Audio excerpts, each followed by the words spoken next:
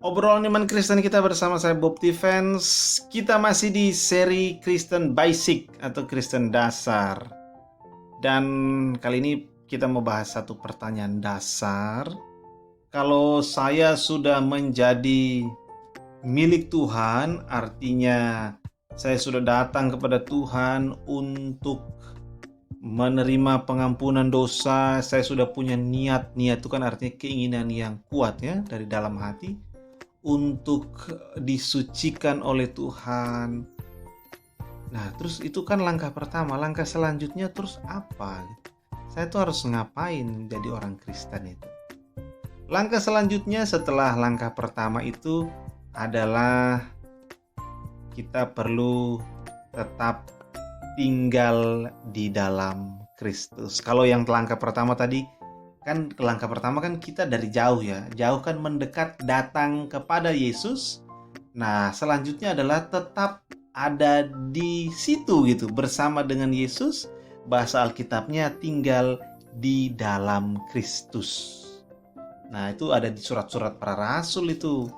Mengenai katakanlah ada satu misalnya di Kolose. Rasul Paulus bilang pada jemaat di Kolose, kamu itu sudah diselamatkan oleh Yesus Kristus, hendaklah hidupmu tetap di dalam Dia. Maksudnya hidup tetap di dalam Yesus itu apa? Maksudnya kamu harus tetap bersama Yesus itu apa?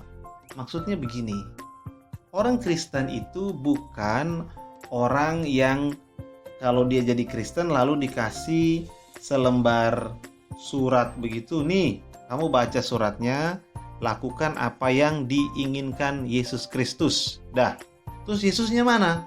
Yesusnya nanti masih jauh. Kamu baru datang aja kok udah pengen ketemu Yesus. Yang sudah lama aja belum pernah ketemu Yesus.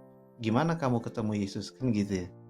Jadi dikasih selembar surat isinya aturan-aturan nih. Kamu dijaga dulu aturan nih. Buktikan dulu supaya kamu bisa layak nggak kamu beneran jadi Kristen tuh harus ada buktinya dong.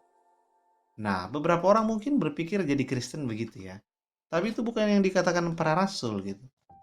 Kan kita jadi Kristen tuh kan karena ajaran para rasul. Kalau para rasul tidak mengajar kita lewat tulisan Alkitab ini, kita mana ngerti caranya. Jadi, apa-apa harus lihat tulisan mereka. Nah, jadi tinggal di dalam Yesus atau hiduplah tetap di situ, nggak usah pergi dari Yesus adalah hidup kita ini setiap hari itu kita hubungkan, konekkan, kita doakan, kita bawa di bawah perlindungan, di bawah berkat, di bawah bayang-bayang, apalah istilahnya, intinya sama, Yesus Kristus. Contoh, orang Kristen tuh setiap hari tuh dia mesti datang kepada Tuhan di dalam doa. Melalui doa dia tuh ngomong sama Tuhan. Untuk apa? Ya minta perlindungan, minta tolong, minta dikuatkan, minta supaya hidupnya ini bisa berkenan, minta supaya banyak hal gitu. Yang intinya melalui doa hidupnya tuh dikonekkan dengan Tuhan, dihubungkan dengan Tuhan. Melalui Alkitab misalnya setiap hari katakanlah dia terus membaca gitu. Untuk apa? Untuk dia ini pikirannya terhubung dengan pikiran Tuhan. Dari mana orang Kristen bisa menghubungkan pikirannya dengan pikiran Tuhan? Ya bacalah pikiran Tuhan yang sudah dituangkan di dalam tulisan, namanya Alkitab. Alkitab ini kan pikiran Tuhan yang sudah dituangkan ke dalam tulisan. Sehingga membaca Alkitab itu sama dengan kita membaca pikiran Tuhan. Beberapa orang agak aneh-aneh, dia pikir dia bisa baca pikiran Tuhan lewat apa? Semedi ya kan?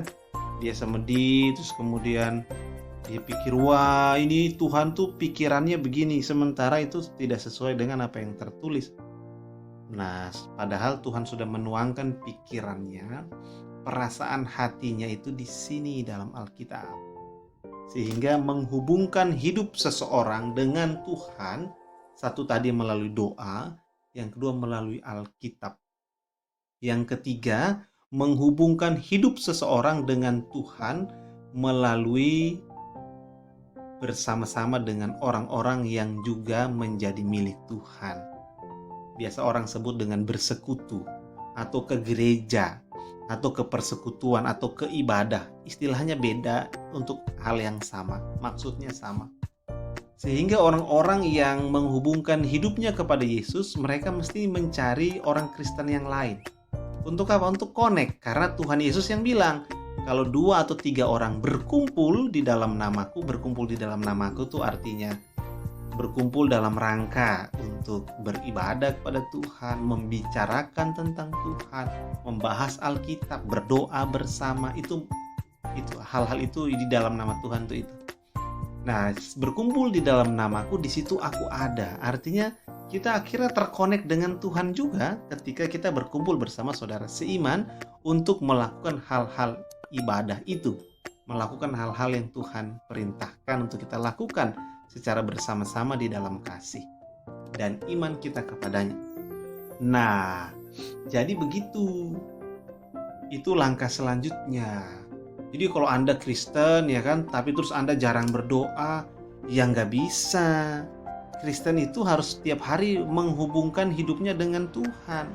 Karena kalau nggak begitu, lah Anda itu milik siapa? Kalau melalui doa jarang terkonek dengan Tuhan, melalui pikiran-pikiran Tuhan dalam tulisan Alkitab tidak pernah pikiran Anda terkonek dengan Tuhan, melalui hubungan sosial Anda tidak pernah terkonek dengan Tuhan, melalui persekutuan dengan sesama di gereja, di persekutuan dimanapun itu.